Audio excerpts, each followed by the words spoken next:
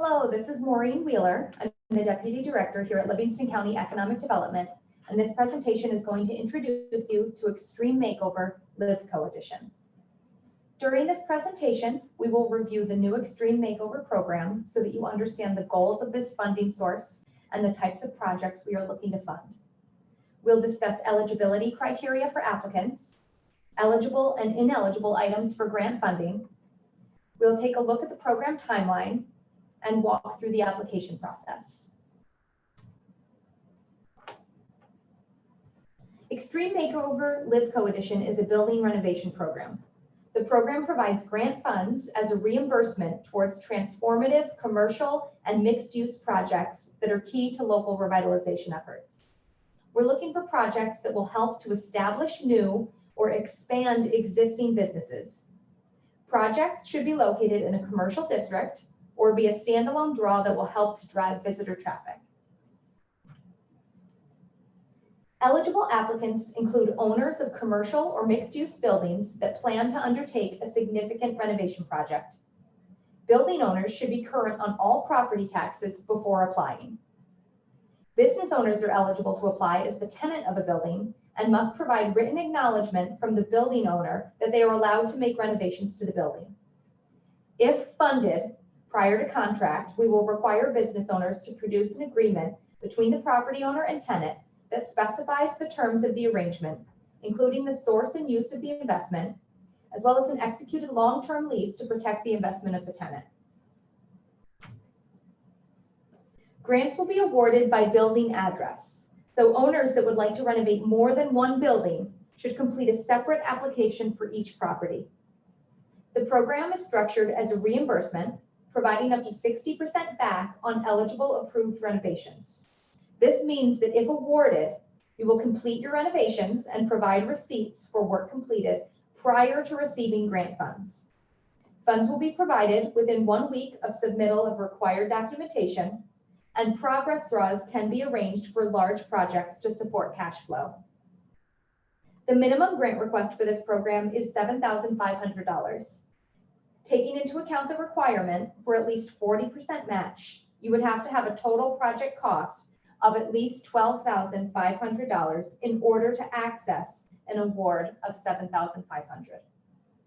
The maximum grant request under this program is $100,000 and would require a total project cost of at least $166,670. This is a competitive program, and projects will be evaluated against each other for need and impact.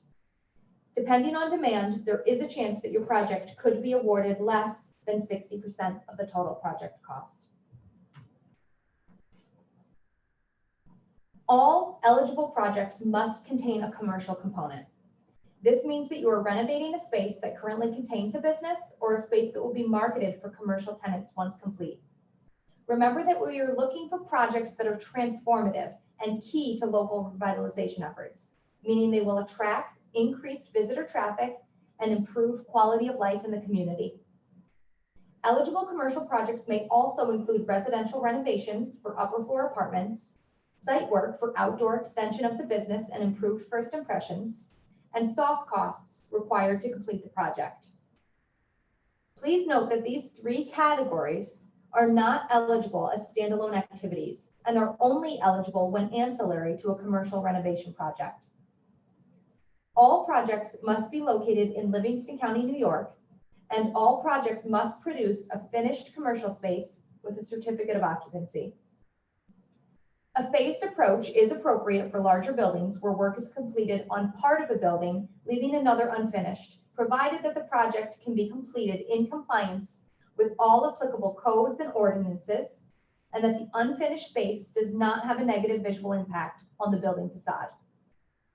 Projects can propose to rehabilitate a building's facade only, in which case there must be no outstanding code violations or health and safety issues, and the commercial space must have a certificate of occupancy. Projects that are located in a designated downtown district must comply with the Livingston County design guidelines to ensure compatibility with the existing Main Street and helping to create a uniform and coordinated streetscape that is attractive and functional. Those guidelines are available on our website, at growlivco.com/design guidelines. Projects that are outside a designated downtown district are still encouraged to take the design guidelines into account where appropriate. All applicants are encouraged to work with an architect for facade projects and to provide a rendering along with their application.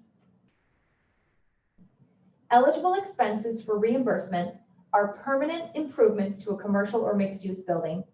More specifically, facade restoration, including preservation projects, reopening storefronts, signs, awnings, repointing brick, window, door, and roof repair or replacements.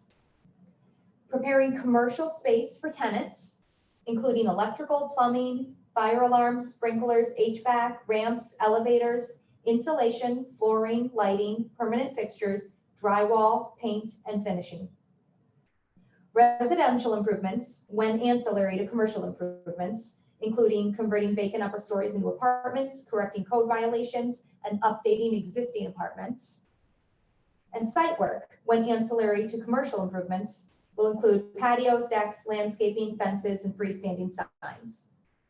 Also, soft costs or professional service costs that can be attributed directly to the completion of the renovation activities may be eligible expenses. For example, architectural plans and renderings or testing for hazardous materials.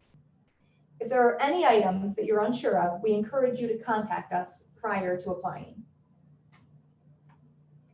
Ineligible activities under the program include building acquisition, new construction of a building, although additions may be considered, demolition of an entire structure, although select interior demo is allowed, projects undertaken prior to receiving formal approval. This means that no expenses incurred prior to application approval and contract will be eligible for reimbursement. General building maintenance. So while items like repointing, roof replacement, and painting are all eligible expenses, these items alone, when not part of a larger restoration, will not be competitive. Furnishings, appliances, electronics, tools, disposable supplies, business equipment, and non-permanent fixtures are also not eligible under this program. And improvements to religious structures and municipal buildings are not eligible under the program. Applications will be available beginning Tuesday, July 27th. The deadline to apply is Friday, September 24th by 2 p.m. Awards will be announced on Friday, October 1st. Projects should begin by January 1st, and projects should be completed by December 31st of 2022. Now we're going to take a quick look at the application and the required attachments. The application packet includes program guidelines and an application checklist. Before you apply, you should read through the guidelines and the checklist to ensure that you understand what is required. You can also revisit this video as needed. While some of the items on the checklist are just encouraged, the strongest applications will include all recommended attachments, showing that their project is ready to go and that it will have a great impact. A few general notes about the application. Please note that you can type your responses into the application, and we would prefer that you do so. If you're not able to type in the application, please print legibly so that reviewers can read your responses. Your answers don't have to be long, but they should be thorough.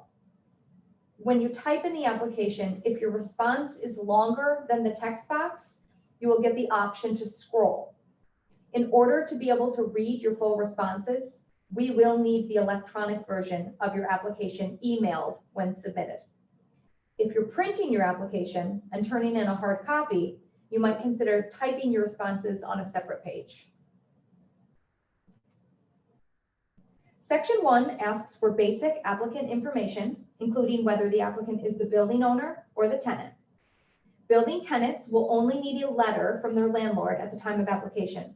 But keep in mind that you will ultimately need to provide a contract between the property owner and the tenant that specifies the terms of the arrangement, including the source and use of investment, as well as a long-term lease to protect the investment of the tenant. Section 2 is where you would provide the landlord's information if you are a tenant applying. Section 3 gathers information on the property. All property taxes must be current to apply, and this information will be confirmed. Next, we're looking for a description of what is currently in the building. Information on the number of stories, the square footage, breakdown of units and vacant space, and any current tenants should all be included here. Section 4 asks only 3 questions, but these are very important questions, as project selection is mostly based on these 3 answers, which will tell us 3 things: your need, your eligibility, and your impact. The first question asks you to describe the current condition of the building in detail and to explain the need for the proposed scope of work. Current photos of the building facade and the interior space should be attached to illustrate the need for renovation. The next question asks you to describe the proposed scope of work in detail. Include specific project plans, such as what portions of the building will be renovated and what materials will be used. A concept drawing or an architectural rendering should be attached to illustrate the proposed scope of work. This is the question that we're going to look to make sure that if you're in a designated downtown district, that the work you're proposing is in compliance with the design guidelines. The third question takes a look at impact and asks you to describe the expected impact of the proposed scope of work. We want you to explain how your project is transformational, how it's key to local revitalization efforts, and to include specific measurable outcomes such as the business to be created or expanded, job retention or creation, occupancy of vacant space, and creation of new residential units.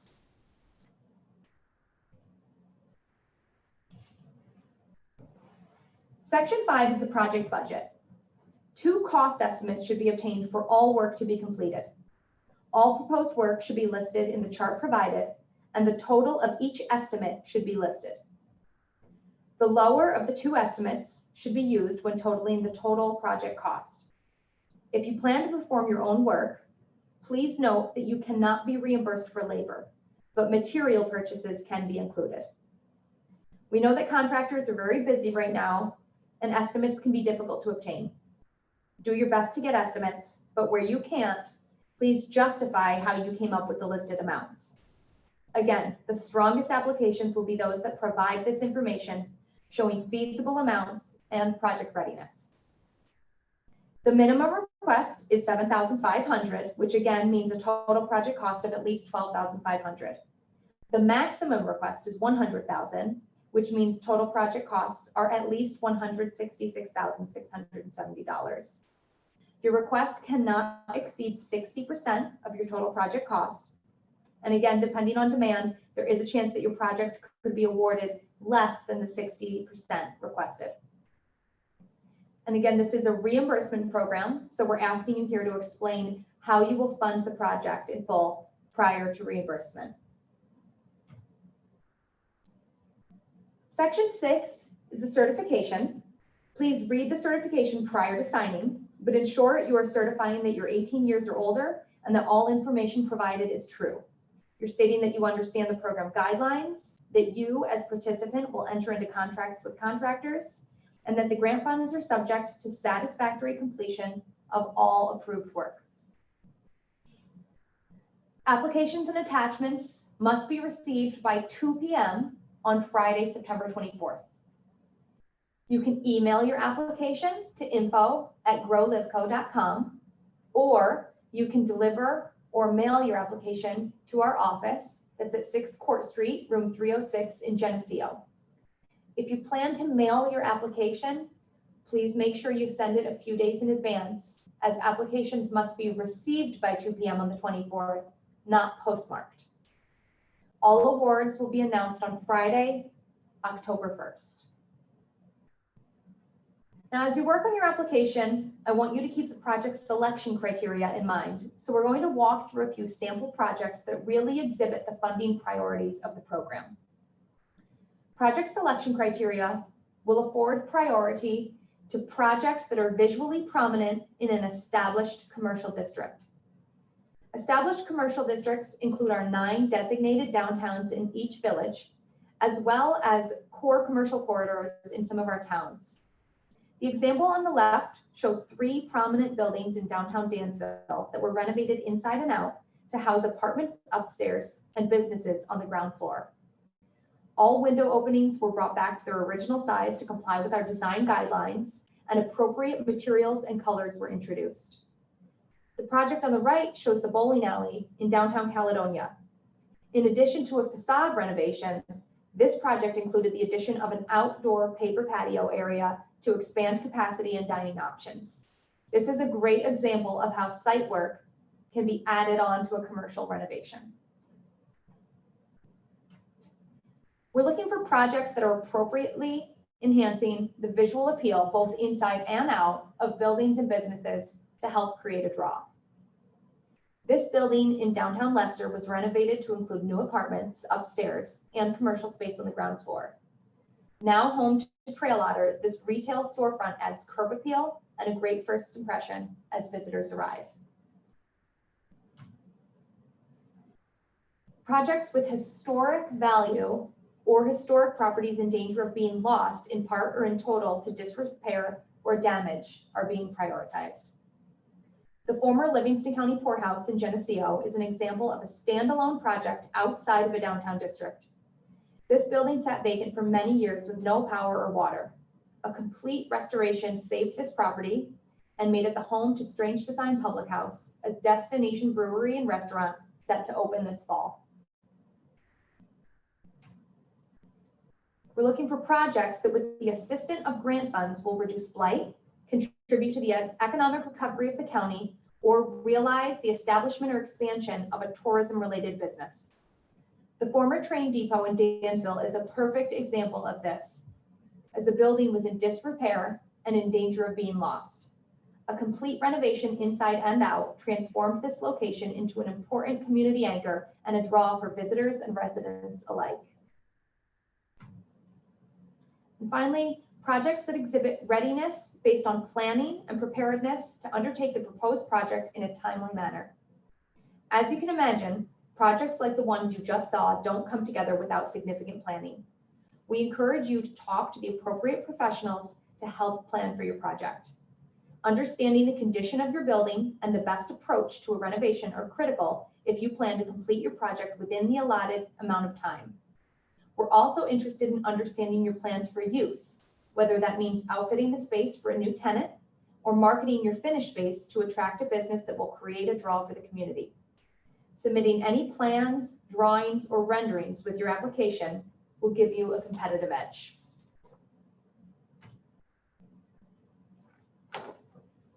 If there are any questions, we encourage you to contact us prior to applying.